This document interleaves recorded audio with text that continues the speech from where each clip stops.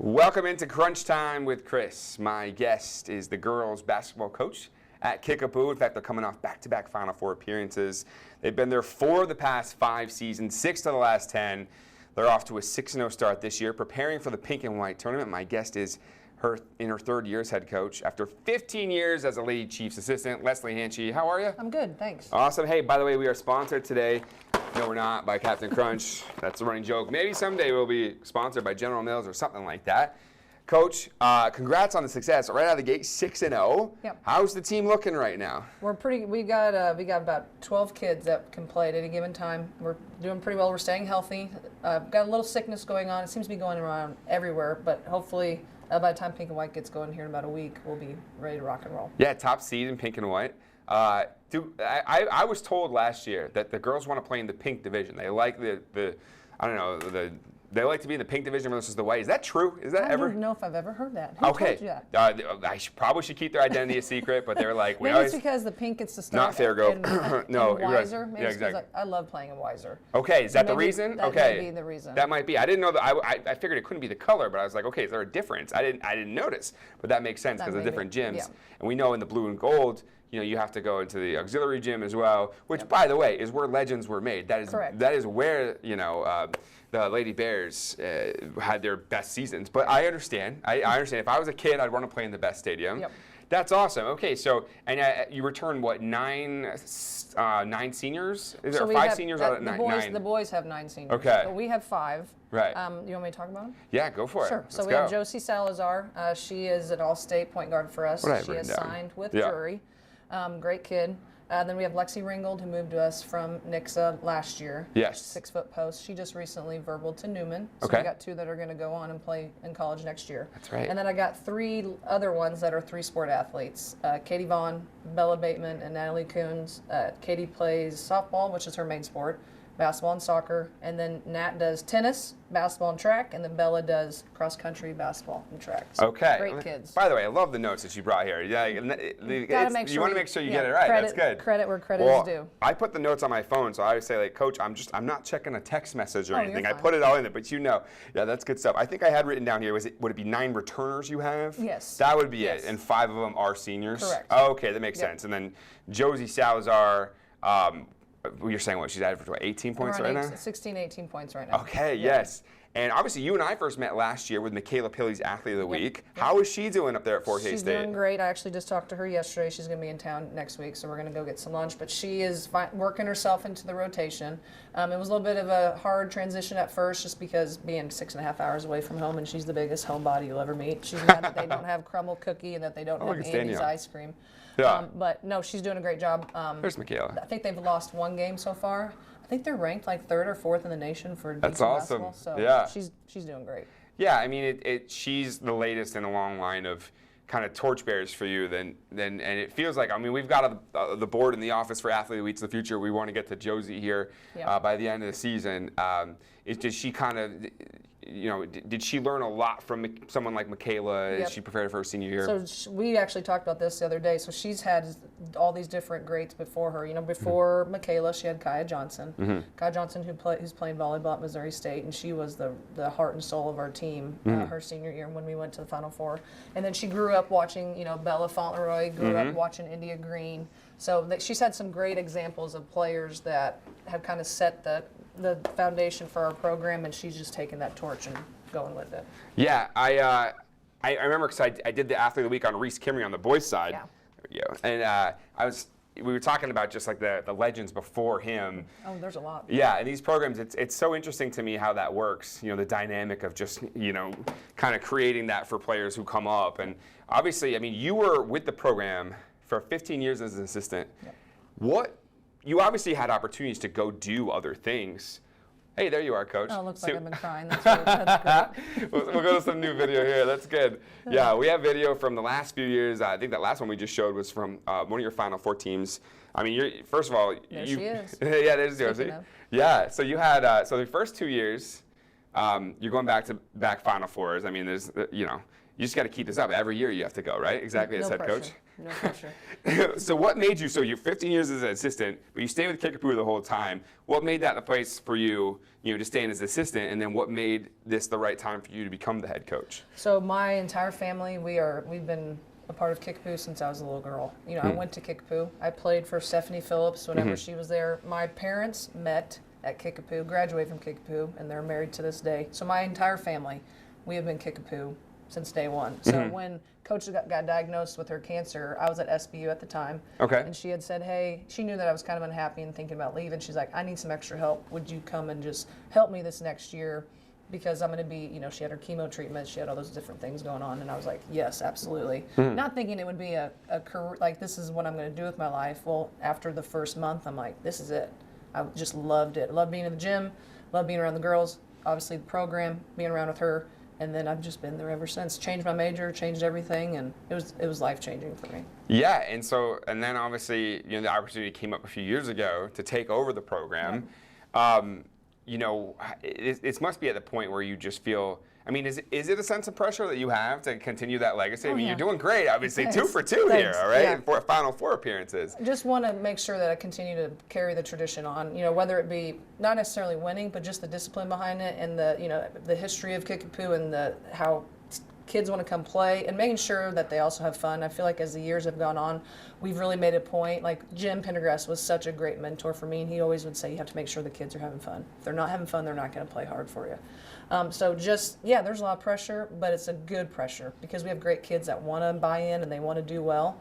And so every year's different, but it's fun. It's a lot of fun. How early do you start recognizing that, the girls, because at this point, if my math is right, 18 years in the program? Yeah. Is that right? Yeah. By the way, I'll have what you're having, okay? Oh, You've been in the program for 18 years? Yeah, okay. I'm starting to get the grays. And finally. Okay, yes. You look great, Coach. All right. So now at this point, you literally could have, Josie's a senior, you could have, you were in the program when she was born? Yeah, and I always ask them, how old are you when this? And they're always like 7 or 5, and I'm like, all right, never mind. Yeah, so we've had so many greats come through. I don't even know if you remember like Annie Armstrong. She was part of that first class that I went through. She went and played a jury and was an All-American, and now she's living out. I keep in touch with a lot of them. Yeah. I've been here for 4 years, so anything in the last 4 years I have probably heard of. Sure. But I'm still learning. Yeah, absolutely. So okay, what year was she? She was 2011. Okay. Or maybe 2012. Okay. One of the best pure shooters in this area. Okay. A lot of people recognize the name Armstrong, but we've always had so many great kids, and they all come back and they come around and I'm sure this week Michaela will come to practice when she gets home. Smithy will come home. They'll all come and show up at practice, and just keeping that culture of being around it. Kids just love it. So how does the Kickapoo program get kids started young and identify who could be a potential Lady Chief in the future? So a lot of kids, we host camps every summer. They love coming to the Little Lady Chiefs camp, and then we tell them, to come to games. They get to come into the locker room and kind of see what the locker room looks like, and then all these little teams will start to form. My daughter's on one right now. Mitch McHenry's coaching a Little Lady Chiefs team, and his daughter's in 3rd grade. And I just saw him last week. I wish I'd known. That's he's great. already starting it already, and he's Mr. Calm, cool, and collected all the time. That Even makes with sense. 3rd graders, I'm like, I don't know how you do it, man. But so they all just kind of start playing, and then once they get to middle school, that's when I really start, I'll go watch games in 7th and 8th grade, which we've got great kids at both grades this year, and eventually they'll get to us and see what it's like. Okay, so do you see yourself, do you got another 18 years in you? What do you think? Oh, I don't know. Some days my kid's like, I want you to coach me, and the other day she's like, I don't want you to coach me. So we'll see. And how old is she, you said? She's 8, and then I got twins that are 5. Okay. So we'll see. We'll see. Good news is, my oldest, Tyler, she's going to be maybe 5'6", and then the twins are supposed to be like over 6 feet. So at least they wouldn't be competing for spots, because that'd be really hard. Yeah, that would be. You don't want to deal with that. No, I don't want any drama at home. So, going through these Final Fours, and you end up playing these powerhouse programs, and everything just changes, I'm sure. All the time. Yeah, what is how do you do it during the year where you're obviously trying to improve these teams? Josie, a great example. She's playing at her best level that you've seen, and How do you maintain that getting into the postseason, all that stuff? We sometimes will scrimmage the freshman boys because that's some good competition. It Right. gets really feisty and really aggressive. Our girls love scrimmaging the boys. But we'll try to, at times I'll give myself away here, but we'll give them like completely unrealistic goals that they can't meet, and then if they don't meet it, then we'll run for it. So just try to make practices as hard as possible. On the flip side, like kind of preparing them, like here's what we're going to see later on down the road, stuff like that. We always try to plan our practices according to like the next 3 or 4 games, kind of in chunks at a time. And the boys always make us better because it's fast and it's physical and they love it. Yeah. It's fun. We love to see. Like we've been running, Baylor highlights with Bella Fauntleroy on, Yep. She became a Lady Bear, just the wrong type of Lady Bear, right? Which is awesome. You couldn't blame her for that. That's good stuff. She loves it down there. Yeah, does she? How often do you get to see Bella? I actually saw her last time she was here, and I just talked to her like a week ago, I want to say. She'll be in town for a few days, and I've already told her she has no choice. That she has to come up. But she came over. She came over the summer. We had an alumni night over the summer, and she came to that, and she's like, hey, I can't play, but I'm going to come. And I'm like, give me your coach's number. I need you to be playing. She's like, because of the NIL money. She's like, I can't play. But just her being there, the kids are just like mesmerized by her because she's such a great personal person, great kid, hard worker. She has like shown just what, if you work your butt off and you just put it to you just every day grind it out, what can happen. She's one of those that is a good example. And I'm no expert on this, and I was here, my first year here was her senior year. I think she really changed her game in college, right? She has kind of reformed how she does everything, huh? Because when she was with us, she was a post because she was so much bigger than everybody. Yeah. But her senior year, we kind of started. Jim's like, we got to pull her out, and we just need to get her out on get her into that guard spot and make her. She was a point guard one game, and the next game she was our 5. So like playing 1 through 5, she was able to gain that experience. And then when she went down to Baylor, she's like a 3-4 down there. Yeah. But she's just a physical specimen of pure muscle. Yeah. Every time I see her, I'm like, you've gained like 10 more pounds of muscle. She's a brute. What does she want to do? Is it too early to really know? Broadcast journalism. Yeah. So. Oh, really? So she might come work for us. She, I think, would love to. She had mentioned in the past, like, because she's down there where there's all sorts of, the SEC network, and she's down there where it's, ESPN type stuff. I don't know if she wants to play overseas. She has mentioned it. It wouldn't surprise me if she did. But she really loves the broadcast journalism stuff. Well, you always knew Bella has a great smile. She'd be great for TV. Yes. We would all benefit. And we love the idea of someone carrying the banner from the Ozarks, okay? I'll let her know. I'll text absolutely. her Let her know. Like, we do have an internship program here. Yeah. And we actually haven't had an intern in a little while, so we are due. Yeah, just let her know. Yeah, she'd be great. She might be too big for us, though. I don't know. She's a big deal. She never thinks she's too big for anything. I know. She's very humble. I remember I met her parents at a... Oh, great people. Yeah. I met her folks over at the... Who was the coach? No, it was Coach Alford was in town. Oh, okay. Yes. Yeah, because Will played for him. Mm-hmm. Yep, and he was there, and there was a big ceremony. They were honoring, the name escapes me, one of the former great Bear players. Yes, at halftime. And so we had a chance. That was the one game that wasn't aired on ESPN, and we were really frustrated because we had to get creative to get video of it. Yeah. We didn't know why. We're like, there's one game all season you guys didn't have on weird. ESPN Plus, but we were able to get some from their communications department, so it worked out. But yeah, and I remember, I just remember expecting, because I knew that they had been just legends in their own right, and they were so humble, so nice. And I was like, of course, that's why Bella's like great this. People. You know what I mean? And then they have a son who's a freshman this year. Okay. But he doesn't play basketball. Okay. He's playing soccer. Okay. So it was like, I remember when Bella was a senior, she's like, we're trying to get Tripp to play basketball, and he's like, not for me. Yeah. And she goes, I think he's actually the smartest one out of all of us to not do it. Yeah. Well, listen, you're perfect. Like that's funny. So, all sports require footwork, right? You start with soccer as a kid and you go from there. Isn't that kind of like what a lot of coaches want to see? I want kids to do multiple sports. I don't understand why we're all specializing in 7th or 8th grade. To me, you should do it all. Yeah. Okay, that makes a lot of sense. The concept of specialization. Is it true people get hurt a little bit easier if they just do the same sport over and over again? That's what I've been told. It makes sense to me if you're, swinging a bat the same every single, doing that every single day, or hitting a volleyball, or shooting hoops the same. Like, be coached by somebody else. Go do a sport that you're not necessarily comfortable with, and work on those movements that you're not comfortable with. Yeah. Do it all, because at one point in your life, it's all going to end, and you're going to look back and maybe I wish I'd tried that sport, or I wish I'd done this. Of course, absolutely. That makes a lot of sense. And we look at like I'll use Adam McKnight at Nixa, for example. I don't remember how many points. He got 40-some odd points the other day in a basketball game. I think it was. I might have been wrong. It was like the second game. He was, I heard right all after about the football season the ended. girls were all talking about it. He just had 46 points. Yeah. And he just got done playing like literally, was it like 3 days? 3 or 4 days after? It was That's right impressive. after the state championship game. That's crazy. I mean, he would have been the hero of that game if not for a historic performance on the other side from their running back. I was keeping updated on Twitter, and I just kept saying, "Come on!" I know. Come on. I know. And then Scott Purrier, I saw his tweet, and I was like, "Man, Coach Perry at Nixa, he's done a tremendous job. Yeah. Tremendous job. And those guys, it's hard. Trust me, I know what it's like to go get there back yes, to back right, and not exactly. get there. It's hard, but when you have that time to reflect back and see, you know, the memories, those things will always outweigh maybe necessarily like the second or first place. Yeah. Well, I mean, I don't know if this would be considered the first kind of big mile marker on the season when you go to the pink and white like you do every year and you have so much success like you typically do. What are the things that you try to work on at a tournament like this? So we always tell the girls we kind of break it up into, it's 2 tournaments, two-day tournaments, kind of like when you go to the Final Four when you're playing in your district championship or district tournament, excuse me. It's two days. So you got to make it through the first day, 2 days, and then you get a day off, and then the second 2 days you got to come in and ready to prepare. Because it's hard. It's hard to play 4 games in 5 days. Yeah. And preparing and watching the film and understanding the personnel and the scouting department, all the things. Yeah. So we've already gotten film on all the teams that we could potentially play.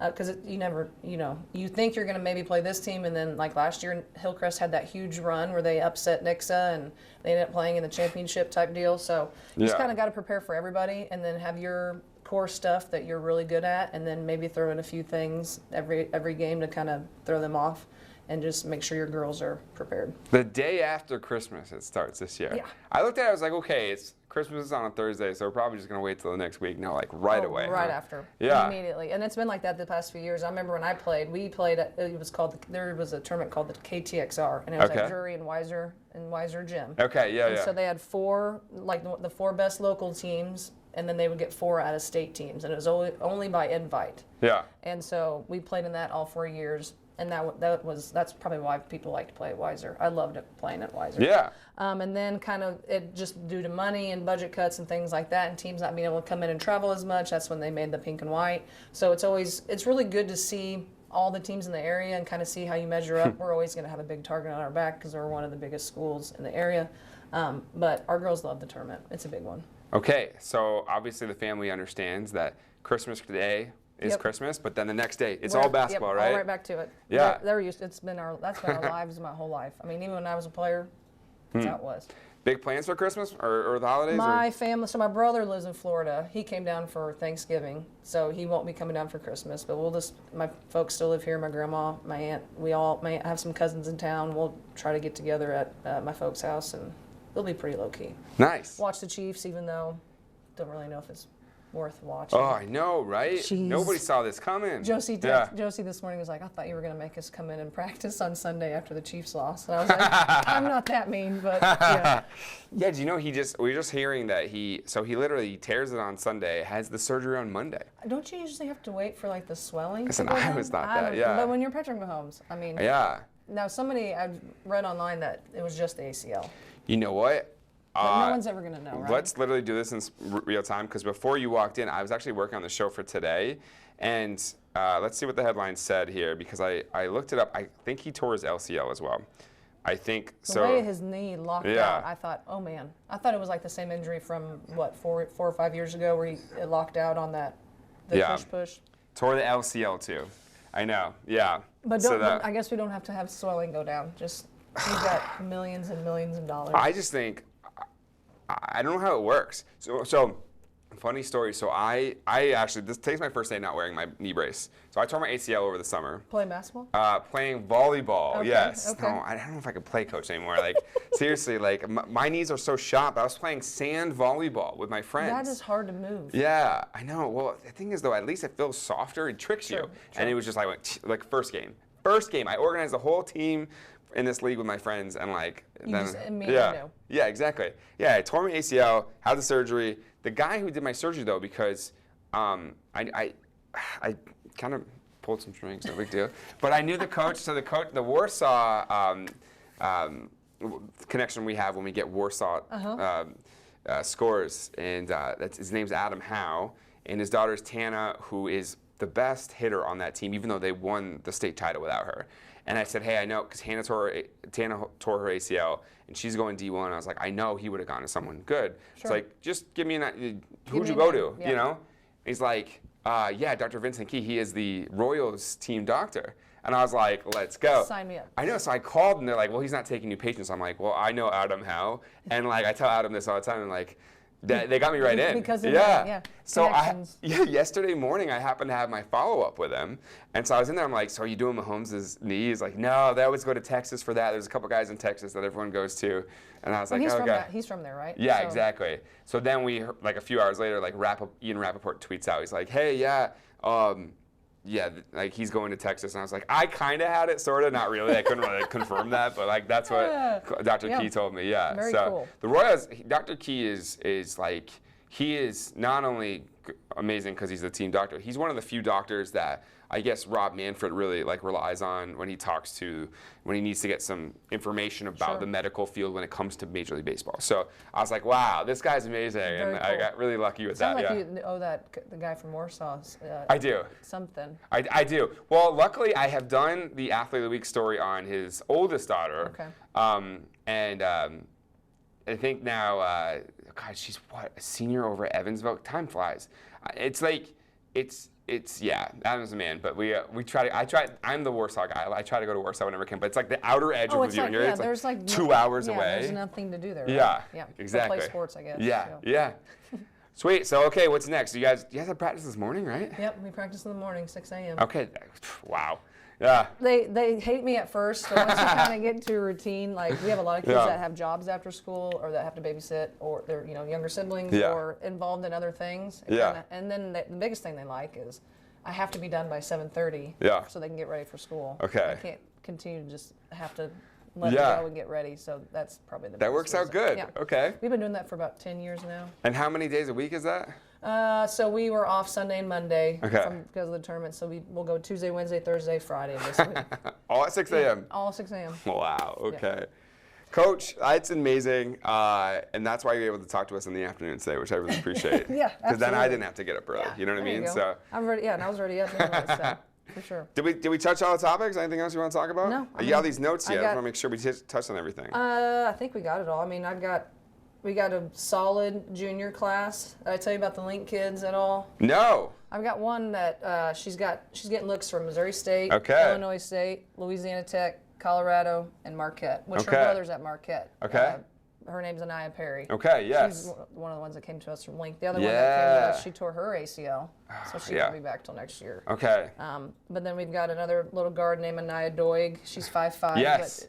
Glad you said her name, by the way, and I said it right last time I had her on there. Yes, okay. Yeah, it's hard. We call her Fofo. Her number's 44. We call her Fofo. Fofo, okay. And then we got the girl from Glendale, Ari Warren, who's one of our best three-point shooters. Okay. So we've got a bunch of kids. I got some sophomores. Amari, which is Anaya's sister, she was with us last year, so we got sisters on the team.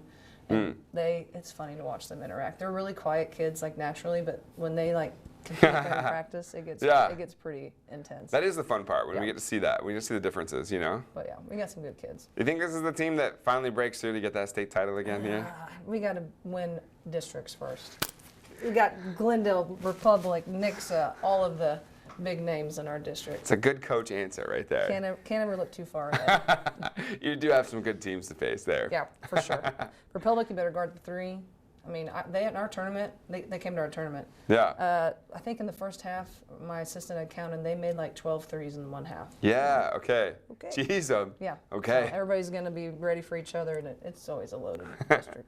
But thanks for having me on. Yeah, thanks for coming on. This is awesome. This is great. We're finally we are schooled on now the girls basketball scene from you. All these notes have been perfect, so it's good. Yeah, I always wanted to make sure I didn't, because I screw up sometimes. You kind of just start talking and then you forget, and then just want to make sure I had it covered. So. Awesome. Well, she's Leslie Hanchey. Thanks for coming in, Coach. And good luck the rest of the season. Good luck in the pink and white year. Thank you. Have an awesome Christmas with your family there. You as well. Thank you. Thank you.